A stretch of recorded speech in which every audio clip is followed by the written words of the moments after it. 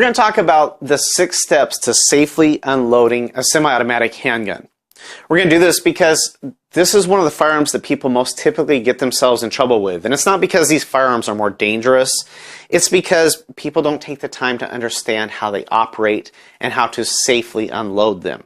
We hear all the time on the news, right? Oh, I accidentally shot this thing while I was cleaning it. I thought it was unloaded, or I picked it up. I thought it was unloaded.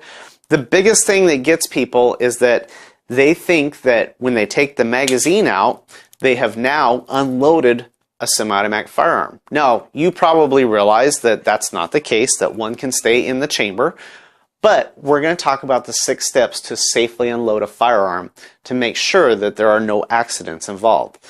So let's say I have my firearm here and I've got a round in the chamber, right? So when doing this, we're going to use a dummy round. Some people call these snap caps. What it is it's just a plastic bullet in there and a plastic cap in the back. There's no primer at all. There's no way for a bullet to get in or out of this projectile. So it's just a way for us to do some stuff with a firearm that is done in a safe manner. So we're going to talk about the 6 steps right now. Step 1, I'm going to remove the magazine. Step 2, I am going to rack the slide, getting that round out of the chamber. Step 3, I'm going to rack the slide 3 more times. 1, 2, 3. Step 4, I'm going to lock the slide open. Step 5, I'm going to do a visual inspection. Now you'll notice the visual inspection is going to go down this plane and down this plane. So I look behind the firearm, down underneath of the slide, through the barrel, making sure there's nothing in the chamber, all the way through the muzzle. I can see light coming through. I then turn and carefully look down through the chamber and the magazine well. So again, I'm looking down through this plane, I'm looking down through this plane, making sure there's nothing in there. Next, I'm going to physically check in there, those same 2 spots in that plane, through the chamber and the barrel, and through the chamber and the magazine well, making sure nothing is in there. Now, why do I use 6 steps to accomplish this? We've seen people argue before, well, that's stupid, I can get this done in 3 steps. I can just go ahead and if I have one inside the chamber here, I can, step 1, remove my magazine. Step 2, lock my slide open, which gets rid of the one in the chamber. And step 3, take a quick peek, nothing in there, I'm unloaded and good. Does that work? Sure, if you do it 100% correct every single time. But I don't know about you, I'm human. I've been known to make a mistake a time or 2 in my life, and I don't want to bet my life on me not making a mistake. So what we're doing with these 6 steps is we're actually going to take each step and overlap it with the previous one. So with each step that I do, I'm overlapping the previous step to make sure that I've covered everything, gotten everything successfully taken care of here. So you'll notice with step 1, what are we doing? We're removing the source of ammunition. Very important that we remove that source of ammunition because now we're preventing more rounds from getting in as we do our next steps. Step 2, what are we doing? We're racking the slide to remove one from the chamber that we're expecting is probably there. Whether it's there or not, we're going to rack that slide to get rid of it. Step 3, we're racking the slide 3 more times. 1, 2, 3. Why do we do that? Well, number 1, we want to make sure nothing got caught up in there in the process. Number 2, we want to make sure that we remembered step 1. Because what happens if we had forgotten step 1, we went to step 2 and we racked the slide, and step 3 we went to rack it 3 more times, we got a problem, don't we? Because rounds are continuing to eject out. So, very important that we do step 1, get rid of the source of ammunition. Step 2, rack the slide to get rid of what's in the chamber. Step 3, 3 more times we want to rack that slide, ensuring that there is nothing left in there. And finally, we're going to lock the slide open at step 4. That's for obvious reasons. We can't do step 5 and step 6 without doing it. Step 5, we're going to do a visual inspection down this plane and a visual inspection down this plane. Step 6, why the physical inspection? I know a lot of people like to shortcut this. They say it's not necessary, I already looked and there's nothing in there, it's good. We do a physical inspection down those same two planes because we want to ensure that nothing is there. I want you to do me a favor. Take a look at this slide. Did you see the mistake? No?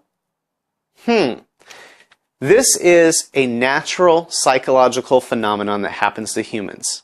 And what it is the same thing that happens when we drive down that lazy street that's got the stop sign on it. We drive down, there's never cars coming the crossway, but we stop at that stop sign every time, right? We stop, we look both ways. No cars coming, we go. We stop, look both ways, no cars coming, we go. We stop, look both ways, no cars coming, we go. Stop, look both ways, no cars. Oh my goodness, where'd that car come from? That car came out of nowhere. No, it didn't come out of nowhere. What happened is your brain tricked your eyes. Because if the brain sees something enough times repetitively in the same situation, the brain becomes accustomed to what it's going to see. And it expects to see that. And it can trick your eyes into believing that they saw that. So while you didn't see the car coming, you didn't expect to see a car coming, your brain told you, no car coming, even though there was a car coming right down the street. Well, it's the same thing with this slide. Now we're going to read through it together. Can you find the mistake? Who expects two thes in a sentence? Your brain certainly doesn't expect two thes, does it? So your brain says, just tune out that second the. I couldn't have really seen that. I'm sure that's not there. I don't know what's wrong with me today. Your brain told your eyes there was only one the in there. Your eyes saw them both, but your brain said there's only one. Well, the same thing can happen if you've done this 1,000 times and you've peeked, nothing, peeked, nothing, peeked, nothing. Guess what starts to happen? Your brain starts to go, there's nothing there. I'm not expecting to see anything, so there's nothing there. But what's been shown and proven scientifically is that the brain cannot override two senses simultaneously.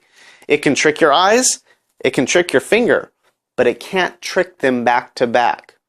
So very important that we use the visual inspection, nothing there. Come behind it with a physical inspection, nothing there. Okay, now I can be confident that there's nothing there because I've used two senses to check it. And I know the brain can't override two of my senses. It can only override one. Now what happens if I take this firearm and I put it in my safe? And I come back next day and I go, okay, take my firearm out. Here we go, and let's go clean this, because it's already unloaded, right? No. Why? Well, rule number 1 of the Universal Firearm Safety Rule says all guns are always loaded, right?